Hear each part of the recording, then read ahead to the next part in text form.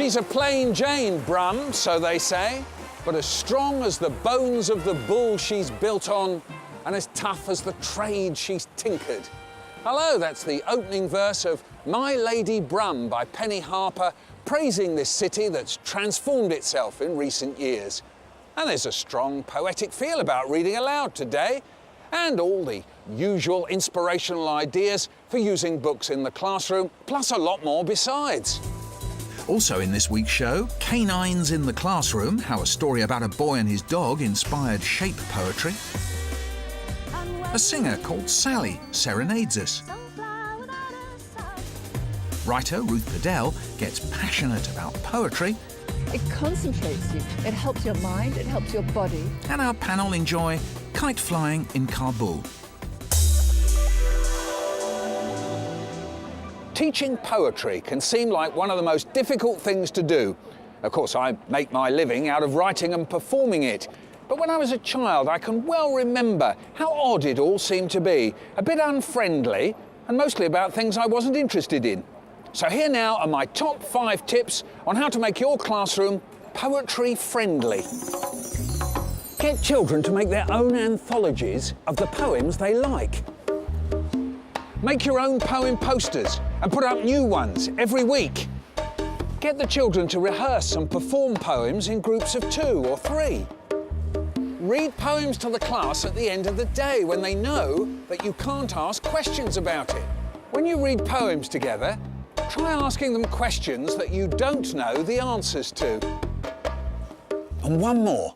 Find the right material, and one book I'd recommend is Love That Dog by Sharon Creech. It's a novel written in poetic form as a diary about a boy who has to write a poem in class and goes on to write more and more for himself. And it went down a storm with this Year 7 class. And my dad came walking. Key words in the verse, like the name of the boy's dog, Sky, were shared amongst the Year 7 class as they joined teacher Lorna Sewell in a reading. And I turned round and saw a blue car, splattered with mud, speeding down the road. And I saw Sky going after the ball. Wag, wag, wagging. His tail, and I called him. Sky, Sky, Sky. But it was too late, because the blue car, splattered with mud, hit. Sky. Thud, thud, thud, and kept on going in such a hurry, so fast, and Sky closed his eyes, and he never opened them again. The book's about Jack, an 11-year-old boy who has had problems relating to other students, and bit by bit his teacher, Miss Stretchbury, manages to unravel why Jack is so quiet and why he's so inattentive. And the key part of the story is when he reveals that it's the loss of his dog that has caused all this inner turmoil. And it's a very touching story of a boy coming to terms with something as commonplace as losing a pet he loved. Using verbs and nouns linked to the dog, the children created their own shape poems. They use the verbs to create the movement of the animal, and they use the nouns inside the shape of the animal. They draw it in pencil, fill it in with the words that they've chosen that they like, and they rub out the shape of the animal, and there it is.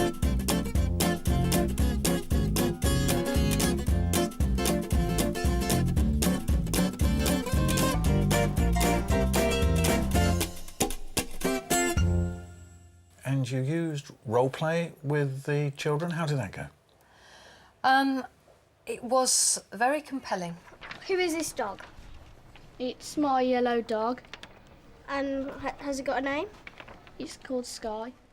We had Why is 2 Sky students who were special to playing Jack and Miss Stretchbury, his teacher, to say. and Jack brought his poem, his shape poem of his dog, to the front and started to explain to Miss It was my Stretchbury first dog. why he'd chosen the dog, Mum and Dad and he clammed up. Playing out in the street. I don't want to say no more. Come on, Jeffrey, what do you think? It was really good to see the empathy and the understanding come to life in front of your eyes in a role play. So that was very absorbing, I think. It was sad how the dog passed away, and it was because it does happen like that. Our dog was kind of like that dog. When the story of Kim and my dog comes up, then I do get a little bit emotional sometimes. ran away and we heard it got hit by a car later. And it died. So I feel sorry for Jack.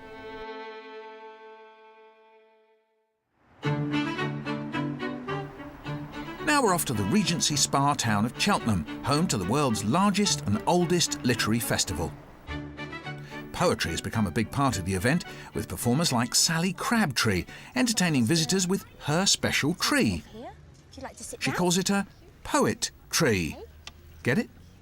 All the objects on the tree have got a song, a story or a poem connected to them. So people come up to the poetry, they choose an object off the tree, and whatever they choose, I serenade them. I'm the moon without the night to shine. I'm a glass without the wine. I'm a wedding with no... I've got this philosophy that people love poetry as long as you present it in the right way and, you know, don't make it scary.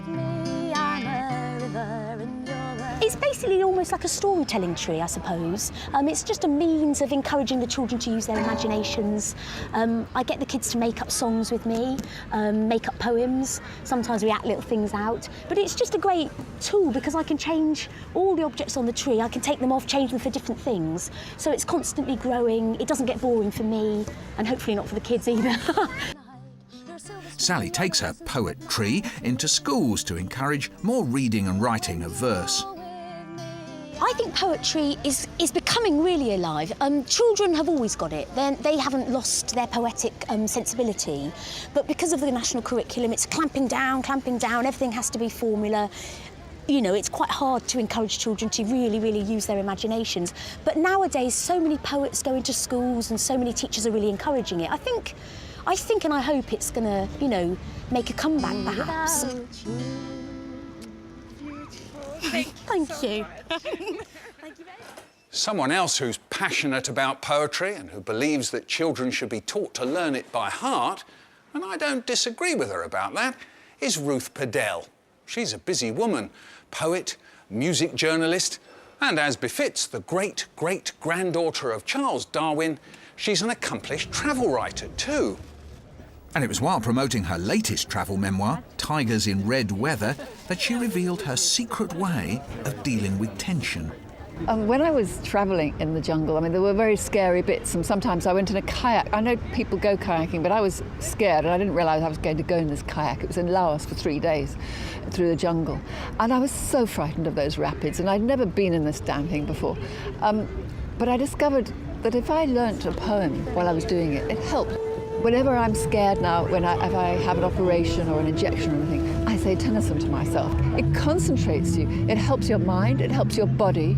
It's something to focus on outside yourself and to think with at the same time. It's about feeling and thought. I mean, I now, in my own work, always read my poems by heart. And so I have to learn them, because some of them are quite long poems. And I've discovered that the great thing you have to do is to walk. Flame of the crackle-glazed tangle, amber reflected in grey milk jade, an old song remembered, long debt paid, a painting on silk which may fade. Learning by heart is, I think, the most important thing about making a poem yours to understand and to have and to see new meanings in as you go through life.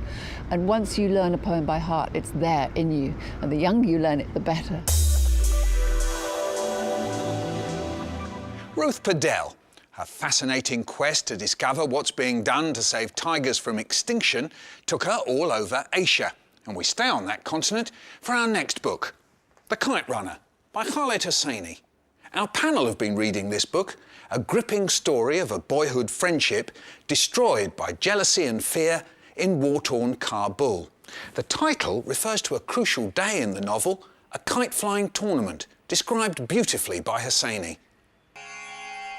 After another 30 minutes, only 4 kites remained, and I was still flying. It seemed I could hardly make a wrong move, as if every gust of wind blew in my favour. I'd never felt so in command, so lucky. It felt intoxicating. I didn't dare look up to the roof, didn't dare take my eyes off the sky. I had to concentrate, play it smart. Do you think it's just a good story, or is it something much more than that? Well, first and foremost, it is a fantastic story. It grips the reader throughout, and you just really get to understand the central character and the guilt that he feels and how he tries to overcome that as he moves into adulthood. Of course, there are a lot of background details about Afghanistan and the war at the time, and how that impacts on the main character's life. Yes, the setting for the story is just to the point before the Russian invasion. Yes. And we go through to the time of the Taliban. So this is a time of tremendous upheaval in Afghanistan, and this is important to the book, isn't it, Gali? Well, yes, obviously it's a time of upheaval, but it's kind of a reflection of what's going on in Amir's life, as it were. There's a lot of upheaval in his life, and then how he copes with A, losing his country, and B, you know, how he's kind of almost losing his best friend. Now, guilt's a driving force in the story, isn't it, Julia? Well, yes. I mean, the story, in a sense, the plot is predicated on the guilt that he feels when he lets his friend get into a situation and doesn't offer him any support. But actually, there are loads of other guilts. I mean, he feels guilty that his father doesn't love him because his mother died when he was born, and so he blames himself. There's a lot of guilt he feels, which we know when we get to the end of the book, about him having left Afghanistan at all and becoming completely westernised. I thought that was too much guilt. Too much guilt, Gali? Definitely, I think. I mean, we've got to remember this is Hosseini's first novel, and it's fantastic. Yes. I've got to say, as a book, it's fantastic, but he does love to pull the heartstrings. I mean, the book starts to get a little bit dull, and then all of a sudden, bam, you know, you're in the middle of something that you didn't expect to be happening. But that, it's constantly shocking you, isn't it? And I really enjoyed that, and I enjoyed the emotional ride that it took me on. It was compelling. It made me want to know what was going to happen. And when I made predictions, and some of the predictions I made were right about what was going to happen, he did it in such a way that it was still shocking how he'd approached it. Is it a book you think we could use with school students of what sort of age, would you say, Stacey? It's interesting you said that, actually, because I did a book review on our school site earlier today about this text, and I put down 15+, because I think there are some events in there that are quite disturbing to read. But I think that it's well worth recommending to sort of GCSE or A-level students to read in their own time, certainly. Gali, you've worked with young people. What sort of age do you think would take to this book? I'm not sure I'd read this to my 8-year-old when I'm putting him to bed or anything. No. I think possibly, yeah, possibly kind of as a GCSE text where where children are old enough to understand that, you know, life isn't just, you know, all smooth and you know, sweets and roses. It's a very good study of childhood and the tensions within childhood, and I think, you know, for 14+, though it is very violent, I think for 14, 15+, just as a way of looking at childhood and looking at the dynamics of childhood, it would be a fantastically good book to read. Now, we've heard that the film rights have been sold on The Kite Runner, so I'm thinking ahead to the film posters. What do we reckon is going to be the tagline next to The Kite Runner? What's it going to be?